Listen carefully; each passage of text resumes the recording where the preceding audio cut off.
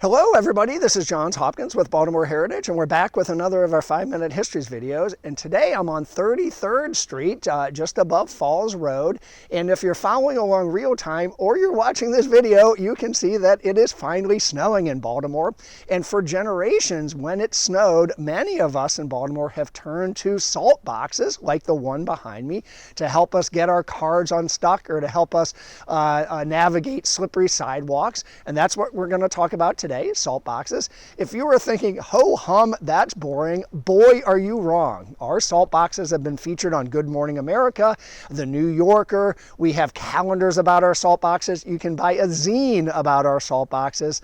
And that's because a number of years ago, a local salt box aficionado started noticing their beauty, and then a local artist started decorating them with artwork, and then things took off. But we're getting a little ahead of ourselves.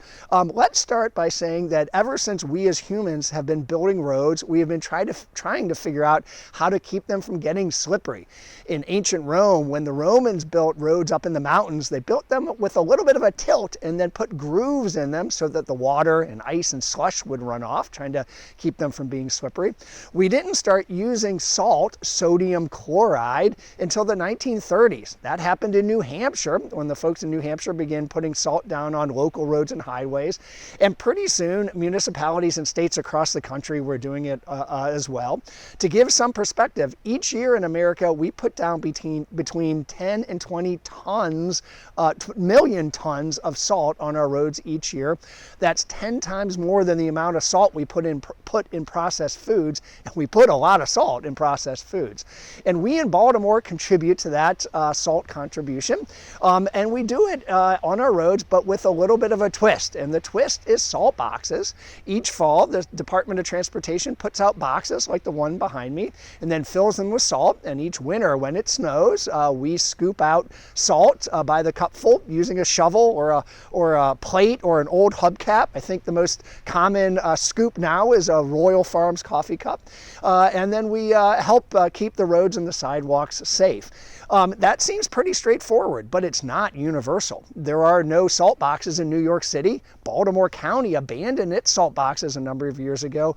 Anne Arundel County and Carroll County also abandoned its salt boxes. According to at least one article, it suggests that they felt that people were more at risk digging the salt out than they were either walking or driving on the streets and sidewalks. But at least since 1969, we in Baltimore have entrusted our citizens to safely scoop out salt out of the boxes and help keep our streets and sidewalks clear. The way it works is that the Department of Transportation puts out the boxes in the fall, fills them up, and then in the spring, on what's known as Ascension Day, if you're a salt box aficionado, it's tax day, April 15th, the Department of Transportation begins picking them back up to bring back home to get refurbished. Things went along pretty smoothly for a number of years, up until about 2017, when an aficionado, salt box aficionado named Robert Atkinson began noticing salt boxes.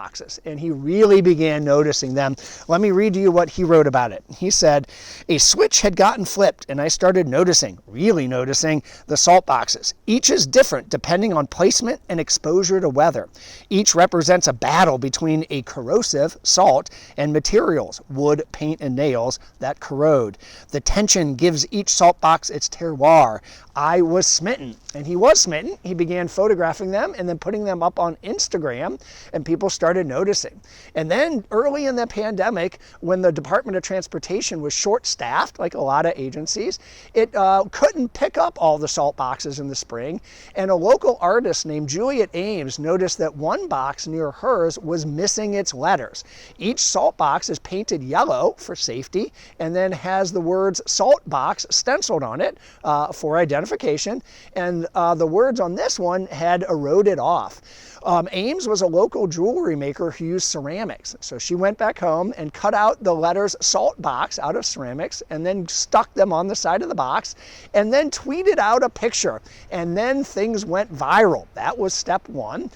Step two was the Department of Transportation. Now, they could have come in and said, "Hey, Miss Ames, don't deface public property." They didn't do that. Or they could have come in with a bureaucratic response, something like all salt boxes have to be the same. But they didn't do that. they came in and they embraced it. They said, we love it, and they basically said, go for it. And a number of local artists joined Miss Ames in sprucing up the salt boxes, most with themes about salt or about Baltimore.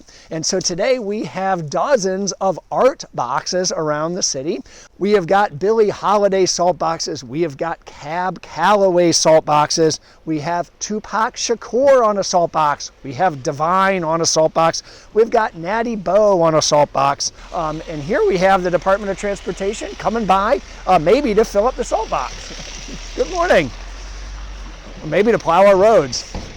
Off he goes. We have one that says Hamden Beach with a pink flamingo on it.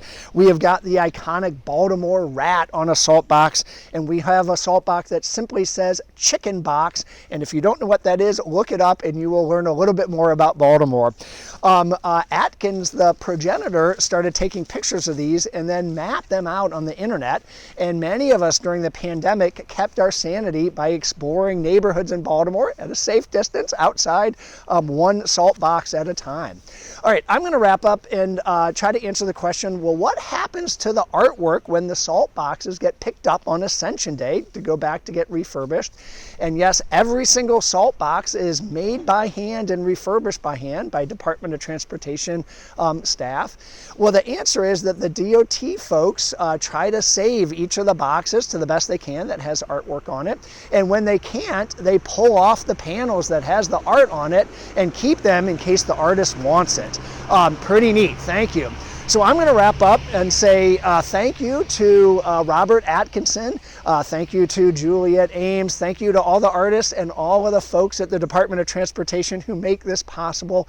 Go Baltimore!